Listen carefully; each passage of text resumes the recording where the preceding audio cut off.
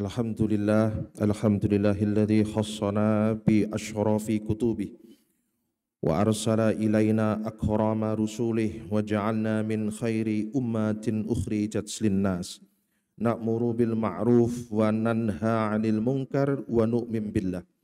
Asyhadu an la ilaha illallah wahdahu la syarika lah wa asyhadu anna Muhammadan 'abduhu wa rasuluh. Allahumma shalli ala sayyidina wa maulana Muhammadin salatan tamla'u khazainillahi nura wa takunu lana farajan wa farahan wa surura wa la hawla wa la quwwata illa billahil aliyyil azim. Amma ba'd. Faya ibadallah usikum wa nafsi bi taqwallah faqad fazal muttaqun.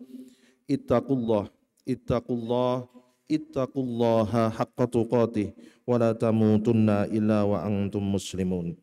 Qala Allah Ta'ala fil Qur'anil Azim, a'udzu billahi minasy syaithanir rajim. Bismillahirrahmanirrahim.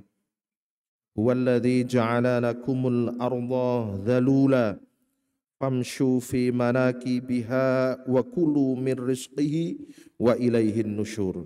Shadaqallahul azim. Hadirin jamaah Jumat yang dirahmati Allah Subhanahu wa taala. Tahun baru Hijriah yang titik mula perhitungannya adalah tahun di mana Rasulullah SAW melakukan hijrah, sesungguhnya tidak hanya merekam sebuah pelarian, tetapi juga menandai kelahiran sebuah masyarakat baru yang dibangun atas fondasi tauhid, keadilan sosial, dan kasih sayang semesta. Hijrah bukan sekedar perpindahan Nabi SAW dari Makkah ke Madinah, tetapi sebuah keberanian eksistensial untuk menempuh jalan yang tidak populer, meninggalkan egoisme, meninggalkan kezaliman, dan meninggalkan segala yang merusak nilai kemanusiaan dan keberlangsungan alam. Kita yang hidup di zaman yang ditandai dengan kenyamanan teknologi, tetapi ternyata juga diwarnai dengan kegelisahan ekologis. Kita tahu yang namanya krisis iklim menyebabkan musim tidak menentu dan gagal panen di berbagai daerah. Di Konawe Utara dan Morowali, pertimbangan nikel yang mulanya untuk energi bersih justru mengakibatkan pencemaran sungai, tanah longsor, dan krisis air bersih bagi masyarakat lokal. Nelayan di pesisir Morowali kini mengeluh hasil tangkapan ikannya menurun drastis karena kerusakan terumbu karang dan meningkatnya endapan akibat aktivitas tambang. Di Teluk Kau, Halmahera, tumpahan limbah tambang mengubah ekosistem pesisir, airnya menjadi keruh, mangrove mati, dan udang serta ikan menghilang dari perairan yang dulunya subur.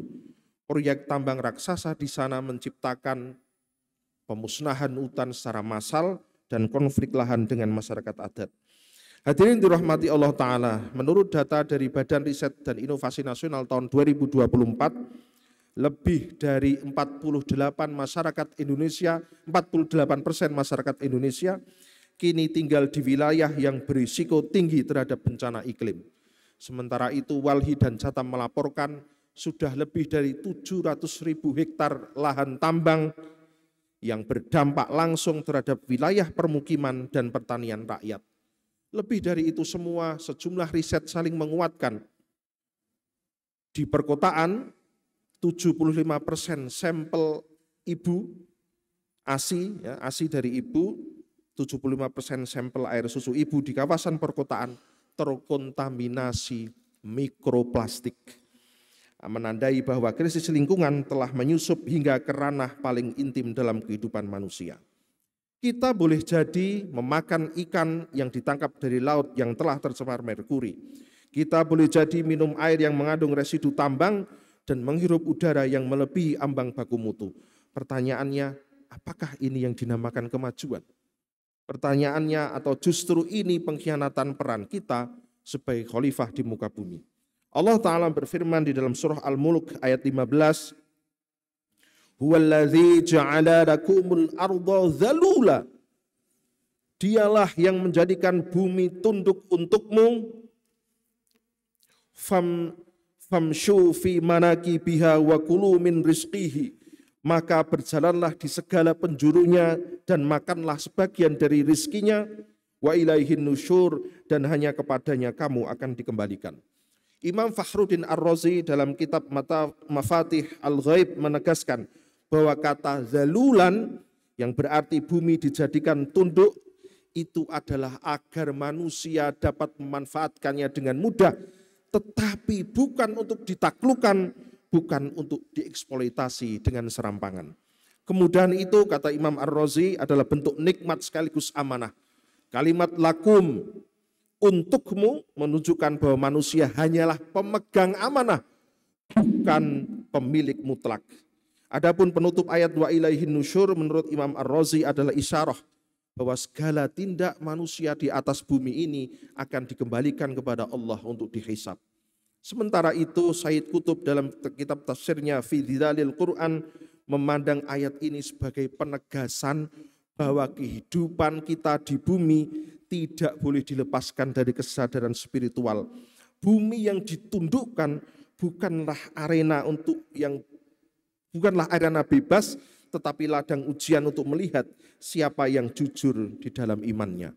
Di dalam tafsirnya beliau menulis, kullu khutwatin yahdu hal insan ala wajhil ard. Setiap langkah manusia di atas bumi, khutwatun adalah langkah nahwal mahkamatir robbaniyah, langkah menuju pengadilan robbani. Maka ayat ini bukan hanya ajakan untuk menikmati bumi, tetapi juga peringatan agar kita tidak lupa bahwa bumi ini adalah amanah dan panggung pertanggungjawaban.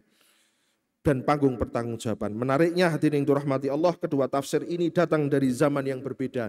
Imam Fakhruddin Ar-Razi wafat tahun 1209, Sayyid Qutb wafat pada tahun 1966. Tetapi pesan keduanya bergema selaras. Bumi bukanlah milik manusia secara absolut, dan bahwa kesadaran spiritual harus membimbing semua tindakan manusia terhadap alam. Tafsir mereka dengan gaya dan konteks masing-masing terpisah 700 tahun, tetapi sama-sama dapat dimaknai sebagai kritik terhadap pandangan antroposentrisme, pandangan bahwa manusia ini adalah pusat semesta, dan bahwa bumi ini diciptakan hanya untuk memuaskan kebutuhan manusia tanpa akuntabilitas ilahiyah. Hadirin dirahmati Allah Ta'ala, hijrah hari ini harus menjadi hijrah ekologis. Dari mentalitas eksploitatif menuju kesadaran ekologis, dari logika konsumtif menjadi hidup yang qanaah dan penuh hormat kepada alam. Karena sesungguhnya bumi ini bukan warisan nenek moyang kita, tetapi titipan dari anak cucu kita. Nabi SAW bersabda, menurut riwayat Imam Muslim, inna dunya, sesungguhnya dunia ini khulwatun khadirah, manis lagi hijau, menarik, mempesona. Wa innallaha mustakhlifukum fiha, dan sesungguhnya Allah menjadikan kalian khalifah di dalamnya. Fayanzuru kaifa ta'malun, maka dia akan melihat bagaimana kalian beramal. Imam An-Nawawi dalam syarah Sahih Muslim menjelaskan tentang kata mustakhlifukum, menjadikan kalian khalifah, yang berarti manusia diberi posisi kepemimpinan yang diiringi dengan pengawasan dan pertanggungjawaban. Dunia yang khulwatun khadirah, manis dan hijau, adalah ujian terhadap manusia. Apakah akan berbuat adil atau justru menindas makhluk lain demi kenikmatannya sendiri. Dunia bisa saja mengangkat derajat manusia sebagai khalifah yang mulia, tetapi bisa pula menjerumuskannya sebagai makhluk perusak. Maka janganlah kita tertipu oleh pembangunan yang melukai bumi, apalagi mengatasnamakan agama untuk mengabaikan realitas krisis iklim.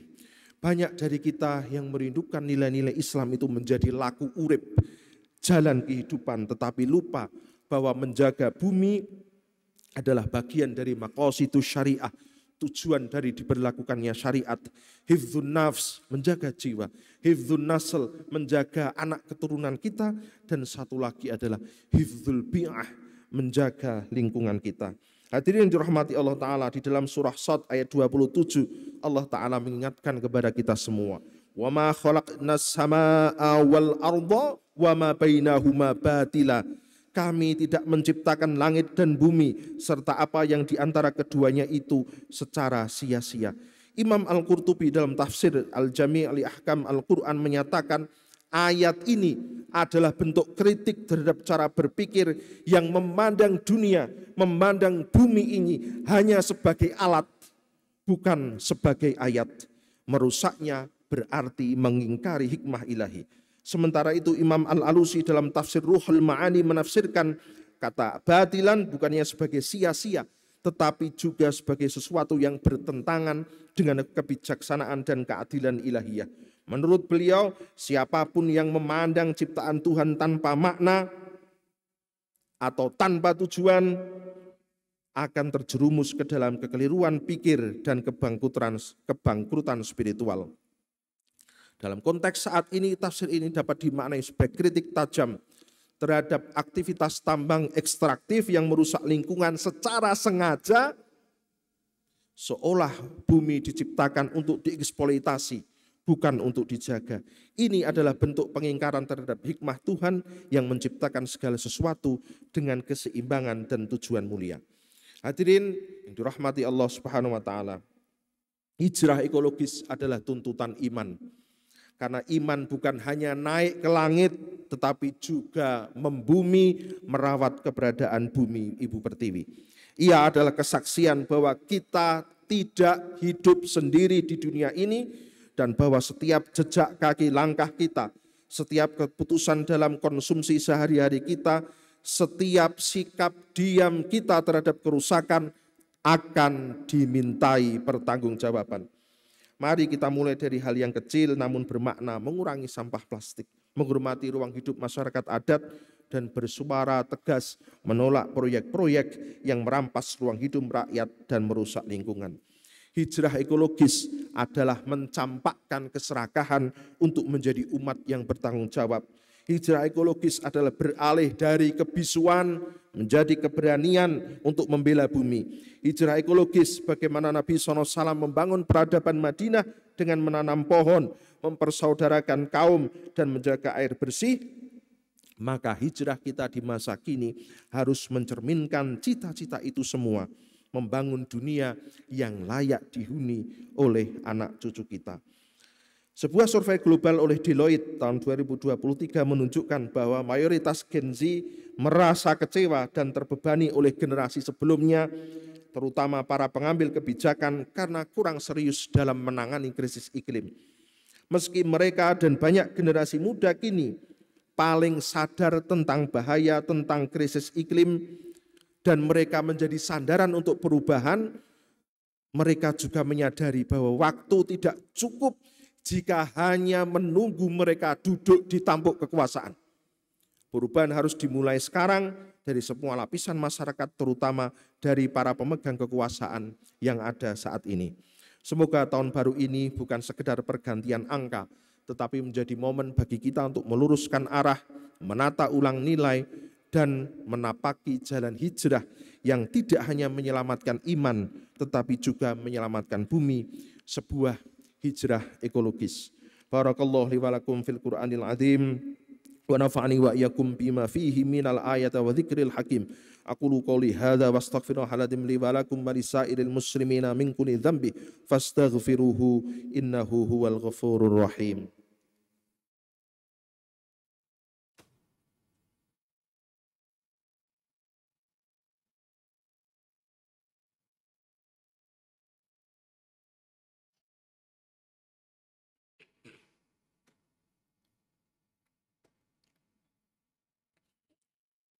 Alhamdulillahilladzi anzalal Qur'an huda linnas wa bayyana fihi subular rasyad wa ja'alahu nuran lil alamin. Asyhadu an la ilaha illallah wa asyhadu anna Muhammadar Rasulullah. Allahumma shalli ala sayyidina Muhammadin nabiyil ummi at-tahiriz zaki salatan tuhallu bihal muqat wa tufakku bihal qurub wa la hawla wa la quwwata illa billahil aliyyil azim, amma ba'd. Faya ibadallah usikum wa nafsi bitaqwallah faqad fazal muttaqun ittaqullaha haqqa tuqatih wa la tamutunna illa wa antum muslimun. Qala Allah Ta'ala fi kitabihil karim, a'udzu billahi minasy syaithanir rajim, bismillahirrahmanirrahim. Innallaha wa malaikatahu yusholluna 'alan nabi ya ayyuhalladzina amanu shallu 'alaihi wassallimu taslima. Hadirin jamaah Jumat yang dirahmati Allah Ta'ala, marilah kita tutup khutbah dengan berdoa kepada Allah Subhanahu wa Ta'ala. A'udzu billahi minasyaitonir rajim. Bismillahirrahmanirrahim. Alhamdulillahi rabbil alamin hamdan yuwafi ni'amahu wa yukafi'u mazidah. Ya Rabbana lakal hamdu kama yanbaghi li jalal wajhikal karimi wa 'azimi sultanik. Allahumma shalli ala sayyidina Muhammadin 'abdika wa nabiyyika wa rasulika an-nabiyil ummi. Allahumma ighfir lil muslimina wal muslimat wal mu'minina wal mu'minat الأحياء منهم والأموات إنك سميع قريب مجيب الدعوات يا قاضي الحاجات. اللهم ربنا هب لنا من أزواجنا وذريتنا قرة أعين واجعلنا للمتقين إماما. اللهم ربنا لا تزغ قلوبنا بعد إذ هديتنا وهب لنا من لدنك رحمة إنك أنت الوهاب. اللهم ربنا آتنا من لدنك رحمة وهيئ لنا من أمرنا رشدا. اللهم اغفر لأمتي سيدنا محمد. اللهم ارحم أمة سيدنا محمد. اللهم استر أمة سيدنا محمد. اللهم اجبر أمة سيدنا محمد. اللهم أصلح أمة سيدنا محمد. اللهم عافي أمة سيدنا محمد. اللهم احفظ أمة سيدنا محمد صلى الله عليه وآله وسلم. اللهم ادفع عنا الغلاء والبلاء والوباء والفحشاء والمنكر والسيوف المختلفة والشدائد والمحن ما ظهر منها وما بطن من بلدنا إندونيسيا خاصة من بلدنا إندونيسيا خاصة من بلدنا إندونيسيا خاصة ومن بلدان المسلمين عامة إنك على كل شيء قدير. اللهم ربنا آتنا في الدنيا حسنة وفي الآخرة حسنة وقنا عذاب النار.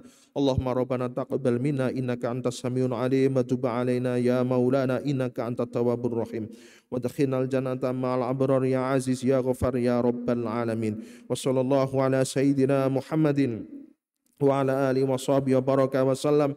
سبحان ربك رب العزة عما يصفون وسلام على المرسلين والحمد لله رب العالمين.